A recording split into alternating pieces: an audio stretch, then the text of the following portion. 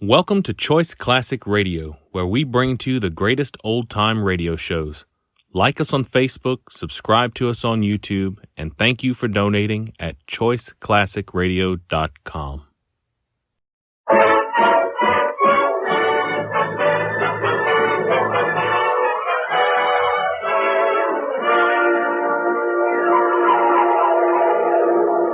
The F.W. Fitch Company, makers of those fine Fitch products, presents Dick Powell as private investigator Richard Rogue.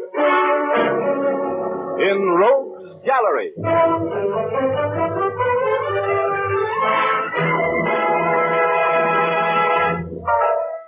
Rogue speaking. Well, things were a little slow at the office, which is my way of saying I didn't have a client or a dime. And I was indulging in my favorite form of athletics, a fast game of snooker pool with Herb Heidi, the bookie at the Deluxe Pool Hall. Heidi was born with a pool cue in one hand and a cue ball in the other, and I was born with an 8-ball birthmark. He was trimming me like a Christmas tree, and I was glad when the elevator boy from my building yelled into the door that I had a customer in my office. So I shoved off to talk to this volunteer victim. When I opened the door to my office, I saw him standing there, a dignified-looking, white-haired gent, with a strong nose, a weak mouth, and the nice middle-class air of substantial citizenry. You're Mr. Rogue? That's right. You want to talk business with me, Mr. Grant. George Grant. Yes. Oh, have a chair, Mr. Grant. No, thank you. I prefer to stand. Mr. Rogue, I understand that you have connections with the fire insurance companies, that you are sometimes retained by them to investigate losses which might have been caused by arson. That's right. Go on. Are you interested in the fire at the Matthews Fur Company warehouse a week ago? I could be. That fire was arson, Mr. Rogue. Hmm? I can tell you some very interesting facts about it. Good. That was a pretty important claim, wasn't it? The fire destroyed over $100,000 worth of furs. Yeah? Well, start talking, Grant. I'd like to have $1,000 before I talk with you, Mr. Rogue. Well, I don't usually pay out that kind of money until I know what I'm buying. I'm not saying a word, sir, till I get $1,000. I've been double-crossed once on this deal, and I don't intend to take a chance on getting the same treatment from you. Just how much did you have to do with this torching, Grant? I don't intend to answer that question. Do I get my $1,000, Mr. Rogue? Come back in an hour. You have the money for me then? Yeah. Come back in an hour. And your story had better be good, Grant. I'm a busy man. I haven't time to fool around with crackpots. I'll have the proof. Okay. So long now. Oh, it's 4 o'clock, Grant. I'll see you at 5. On the dot, right? I'll be here.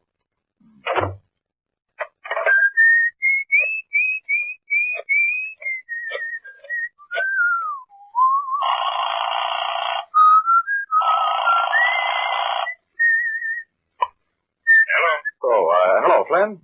Say, your outfit had the Matthews Fur Company warehouse fire covered, didn't they? Who is this? This is Richard Rogue.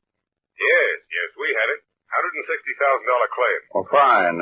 Say, would you pay me 10% of what I saved you on that claim if I could prove the fire was arson? $16,000?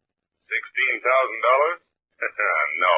Okay. Save $16,000 and lose $160. I can afford it if you can. Wait a minute. How can you prove arson? Well, I've got a man. He wants to talk. He says he can prove arson. I believe him. I'll give you $10,000 for a conviction. I'll take it. Look, send the $1,000 retainer over here, special messenger, right away. It's important. Hey, wait a minute.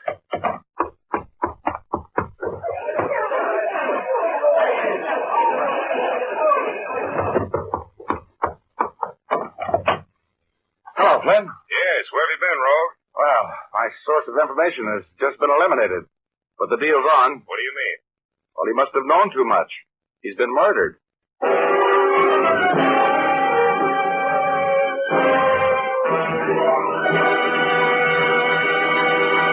Well, that's the beginning of a case out of my crime gallery called Fortune and Furs. I'll tell you the rest of the story in a minute. And now back to Dick Powell as private investigator Richard Rogue in Rogue's Gallery.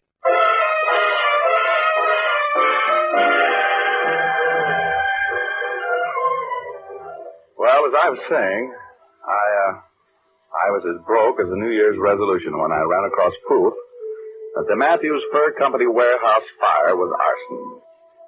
I called Louis Flynn, who headed up the Fidelity Fire Insurance Company, and made a deal with him for $10,000 if I could prove that the fire was of incendiary origin. And while I was talking with him, George Grant, my witness, was killed leaving the building. Well, I couldn't afford to lose a $10,000 fee right then, so I took a fast distance to the home of the late George Grant. I knocked at the door. What do you want? I want to talk with you. You're George Grant's daughter? Yes. You're the police? Yes. Come in. Oh, thank you. I suppose you want to question me about my father's affairs. Yes, that's right. Come in here, please. I can't believe that Dad is dead. I'm sorry, believe me. And if you'll help me, I'm sure we can find the people who murdered him. Sit down, please. Thank you. Oh, Miss Grant, what was your father's business? Oh, don't you know? He was warehouse manager for the Matthews Fur Company. He had been for years. Oh? Did he have any enemies that you know of? No. Dad wasn't the kind of a man who made enemies. He was... Well, he was sweet. Oh, I don't know. There'd been something wrong with him for the last couple of weeks. He wasn't himself. He was worried. It was all that blonde's fault. Blonde? Yes, Denise Maxwell. Dad became involved with her. And he was spending too much money on her. Much too much money. How long ago did he meet this Miss Maxwell? Oh, about a month ago, I guess. She deliberately chased him. She must have had some reason for it. Dad was no great catch. He was just a little guy working for a salary, trying to get along. Well, you say he's been acting strangely. In what way? Could you break that down a little bit for me? Well, I'll try. You see, for a while he was talking about how he was going to have a lot of money. All of a sudden. He was happy and carefree then. He was gone from home quite a bit. One night he had a meeting here with some rough-looking men. He wouldn't tell me who they were. Yes, go on. Then after the warehouse fire, he was depressed. And he talked about... He talked about killing himself. I knew he was in some awful trouble, but he wouldn't talk with me about it. He just kept calling Denise Maxwell. She wouldn't answer the phone even. Did your father talk with you much about the fire? No. But I'm sure that fire had something to do with his murder. I know it did. That Maxwell woman has something to do with it, too. Who do you suppose that is? I think I know. Oh, please don't go away. I don't want to talk to anybody else. If you stay here, maybe they'll leave. This the residence of George Grant? Yes. Who are you? Lieutenant Urban, Homicide Squad. Oh. Won't you come in? Hello, Urban. Rogue, what are you doing here? Isn't he a policeman? No. What are you doing here, Rogue? I'm working on a case. Do you know anything about a murder that took place outside your office an hour ago? A little? I see. What are you doing out here? Well, I'm working for a client. I've got a license to do that. You want to see it? If he isn't a policeman, who is he? He's a private investigator, which is a Harvard version of a gumshoe. His name is Rogue, Richard Rogue. It is. Well, he told me he was a policeman. I wouldn't have let him in. Well, that's not very gracious of you, Miss Grant. Shut up. Miss Grant, did you give this man any information which you should have withheld for the police? Well, I don't know. He kept asking me questions about my father. I answered him. What do you know about a murder? That murder, Rogue? Who did it? I don't know. How did he get out here so fast? How did you know who the murdered man was? I don't have to answer that. Well, he'd been up to your office to see you, hadn't he? Daddy? Miss Grant, do you know whether or not your father planned on seeing a private investigator today? Well, I don't know. He didn't tell me if he did. I'm getting a little fed up with your ethics, Rogue. Aren't you getting a little out of line, Urban? You're withholding information. Can you prove it? This man was shot on his way out of your office. What was he talking to you about? Answer me. Did you see him talking to me? Oh, now let's not get technical. Well, let's do. You're going to take me down to the station and slap me? Not if you'll be reasonable. I'm not going to be reasonable.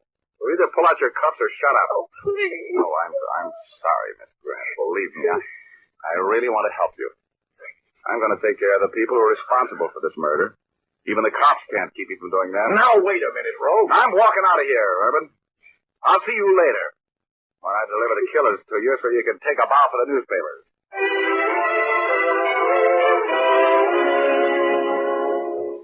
Oh, I was burned like a bride's biscuits and feeling just as tough when I walked out of that house and passed Urban's squad car to my coupe. It didn't do my atomic temper any good when a pasty-faced gunman got out of the front seat of my car and pointed a pistol at me. Hello, Rogue. Get in. We're going place. Huh? Oh, okay, Junior. But be careful of that thing. It might go off. Where to, Junior? Straight down the street. I'll tell you when to turn.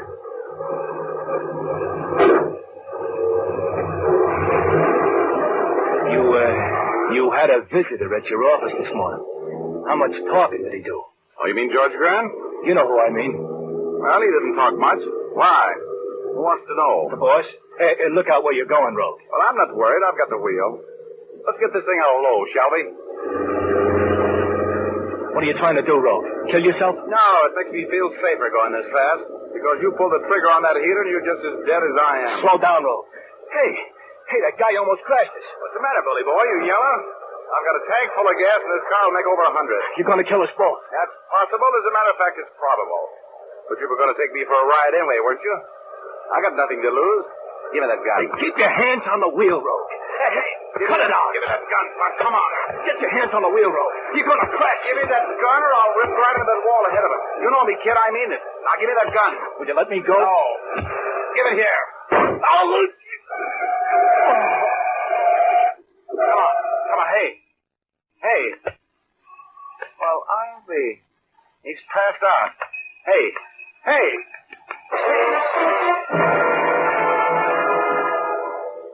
In the struggle for the gun, I twisted this torpedo's hand around and, well, he pulled the trigger himself, with me a contributing factor. He shot himself through the chest, but it didn't look fatal to me. So I drove him to a hospital and left him there. Told them to call Urban. I used the hospital phone to check up on Bernice Maxwell and found that she was a sort of a notorious babe, ran an escort service, which was legitimate enough, but she's had a few sidelines, such as blackmail. I got her home address out of the book and went out there. She lived in a nice enough house out on the east side of town. I rang the doorbell. Yes? Hello, Miss Maxwell. I'd like to talk to you for a moment, please. Who are you? Let's talk about that inside, shall we? What do you mean, forcing your way in here? I mean business, Blondie. And that's what we're going to talk. Now, let's go in the other room and have a chat. You just lead the way. After all, you are the hostess. If you don't get out of here, I'm going to call the police. Don't bother, baby. I'm the police. And I want to talk to you about a fire and a murder. So just get moving. Come on. Murder? Yes, a murder. Doesn't the fire surprise you, too? Sit down. I don't know what you're talking about. Who are you, anyway? That's beside the point. I want to know what you had to do with the murder of George Grant. You can talk now or later. I've got nothing but time. George Grant? He's dead? Yes, very.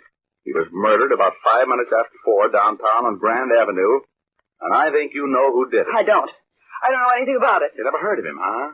I knew him slightly. Oh, now, please, Miss Maxwell. You knew him better than slightly. You've been running around with him or giving him the runaround for the last month. You deliberately set a trap for him, didn't you? You mixed him up in that arson job on the Matthews Fur Company's warehouse. I don't know anything about arson. You can't come in here and threaten me. Oh, look, lady, I'm not going to be polite about this. George Grant has been murdered. You had a hand in that murder, and I'm going to get the information out of you if I have to beat it out of you. And if you think I'm bluffing, just keep on dumbing up. Now, who was mixed up on that arson job that Grant was killed for knowing too much about? Look, I'm going to count 3. Then I'm going to come over there and slap the information out of you. Look, if I tell you what you want to know, will you fix it with the district attorney to let me turn state's evidence? It depends on how good your information is. You have nothing on me. Now, don't start that again. You almost had your mind made up to be smart. Don't double-cross yourself. Now, come on. Talk. I have everything you need right here in this desk. Now you're talking sense. Now, wise guy, get your hands up. Huh? Oh, no kidding. Now, look, Maxwell. This is nothing you can shoot your way out of, especially with a toy gun like that. Sit down. No. If I'm going to be shot, I want to be standing up when I get it. This is a silly piece of grandstanding, Blondie. I'm going to take that gun away from you before you nerve yourself into pulling the trigger. Don't come another step. I'm telling you, if you do, I'll shoot. You don't think one bullet from that little 25 is going to stop me, do you? It won't, Maxwell. I'll just keep right on coming, and I'll take it away from you. And I'll put you in the pen for the rest of your life for attempted murder. I'll be there anyway. If I don't get rid of you, Don't be a sucker now. Think of those 13 steps to the death house. I'm coming after that gun, Maxwell. You take one more step. Oh, I hated to slap that gun out of your hand, Blondie, but you didn't want to shoot me anyway, did you? Let go of my arm. You're hurting me. Now talk. Who's behind that arson deal? Who was the touch-off man? Who was the brain? I can't tell you. I can't. If I don't, they'll kill me. Come on. I haven't much sympathy for dames like you. You killed George Grant just as much as if you pulled the trigger on him. Now talk, baby. Talk, do you hear? Hey, Blondie, come out of it. Come on. No. Well, I'm a son of a gun. She passed on me. Hey, Maxwell, come out of it now, will you? Come on. All right, Rogue. Just stay right where you are. Huh? What did you do to Bernice? Nothing. Did she talk? No, she didn't. That's good. How did you get here, Rogue? I drove. I got rid of that little pasty puss gunman you sent after me. Where is he? He's been taken care of. That's funny. That's exactly what's going to happen to you, Richard. Stand still while I get this gun out of that shoulder holster. Okay. You're in the driver's seat. You just couldn't ever learn to stay out of trouble, could you? Trouble's my business, Bob. Get up and keep your hands in the air. Oh, sure. Well, if you're going to let me have it, this is as good a time as any, isn't it? Time's all right. But I don't like the place, that's all. I'm going to take you out in the country. That's nice to think about. I love the country. You know I'm going to have to kill you, don't you? You know too much. Sure. You couldn't stand a police investigation, could you, Bob? No. You know, you should have covered me yourself when I left the Grant house. You should never send a boy to do a man's work. Oh? Now, you're yellow, too, aren't you? You haven't got the guts to pull a trigger yourself. You've got a lot of nerve, talking that way when you're looking down the barrel of this gun, Richard. Yeah, you're a two-for-a-nickel, penny-added tin-horn, Frenchie. And I'm going to take that gun away from you and make you eat it. Yes? Well, I have plans for you, Richard. I'm going to bend this gun over your head first, and then I'm going to get rid of you. For good. You haven't got the guts. No. Turn around, Rogue.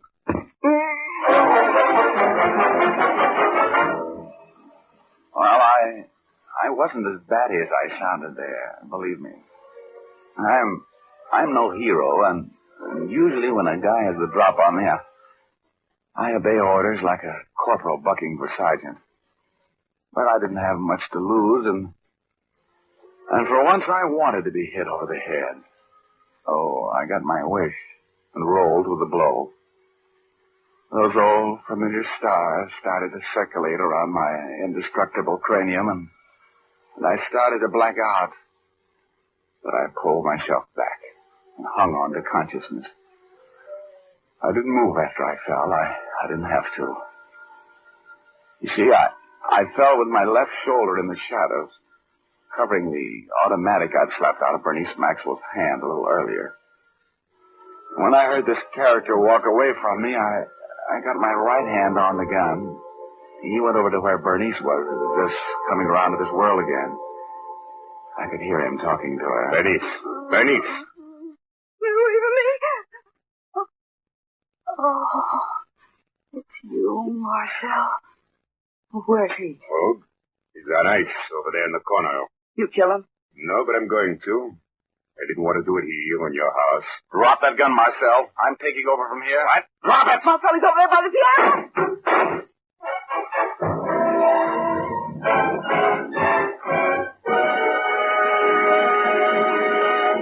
Will the return to Richard Rogue in just a moment, but first I have a suggestion for the ladies. Do you have trouble finding a shampoo that your whole family likes? If you do, why not present them with a bottle of Fitch's Saponified Coconut Oil Shampoo? We'll wager they'll be delighted with it because Fitch's Saponified Shampoo is a favorite with both men and women, young folks and old. Dad likes it for the business-like cleansing it gives. Your young daughter will swoon over its fragrance and the way it gives her hair dancing highlights.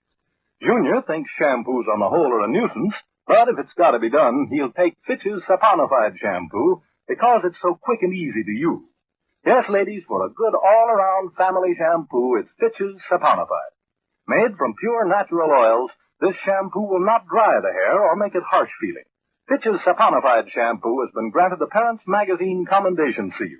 When you buy shampoo, look for the bottle with the bright yellow label. Fitch's Saponified Coconut Oil Shampoo.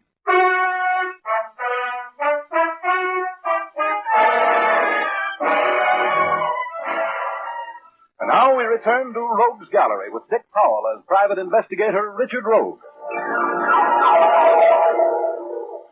I was a little worried about my future as I stood there behind the cover of that piano and pumped lead at myself.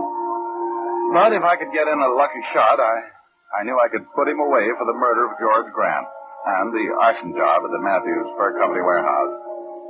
I'd hit him a couple of times, and his girl, Bernice Maxwell, was screaming at me to stop. But Marcel kept on trying to luck a shot into my anatomy.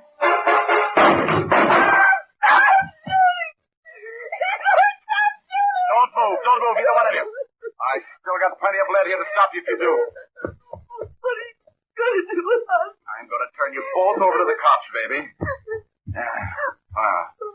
This guy will live to hang. Now, here, tie him up. Use this necktie. Come on. He needs a doctor. Well, I'll call one as soon as he's secured. Come on, tie him tight now. He's bleeding to death. Shut up. Here now. Mine tight. Tie his feet tight. You're really tough, aren't you, Ralph? When I'm mad, yeah. Oh, yeah. Here's my gun, and here's the gun that's going to send your boyfriend to the chair. You want to go with him, or do you want to tell me all about it? You mean I can still turn state's evidence? Were you mixed up in the murder? No. I don't know anything about that. You knew about the arson deal, though, huh? Yes. Okay, baby. Start talking. Maybe I can get you a deal with the DA. I'll talk. I'll tell. I'll tell you everything.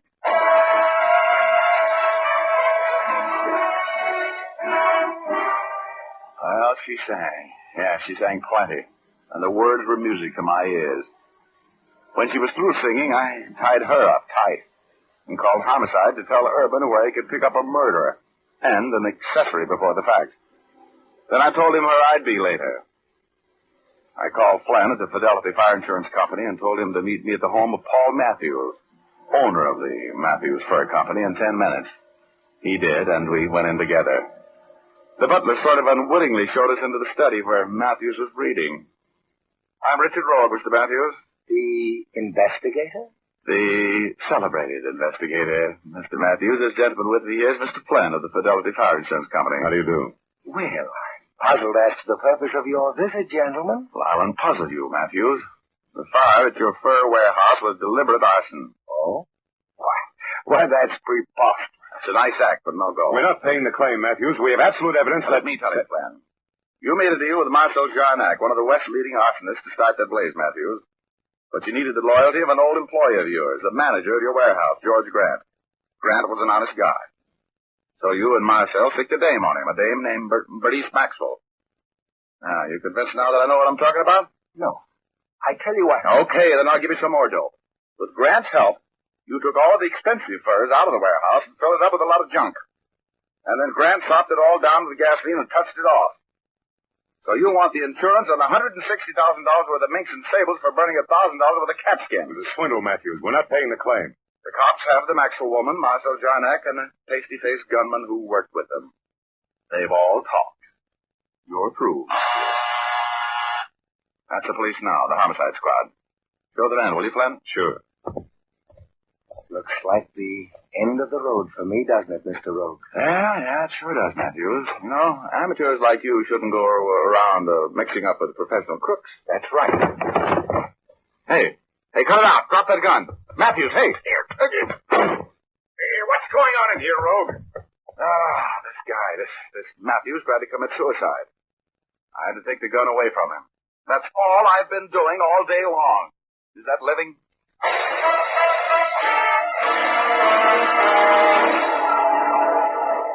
Well, it was Pasty Puss's gun that bumped George Grant. He and Marcel got the chair. Matthews and Bernice Maxwell got 10 years apiece, and I got 10 grand in reward money for cracking the case. Yeah, I really had a time with that $10,000.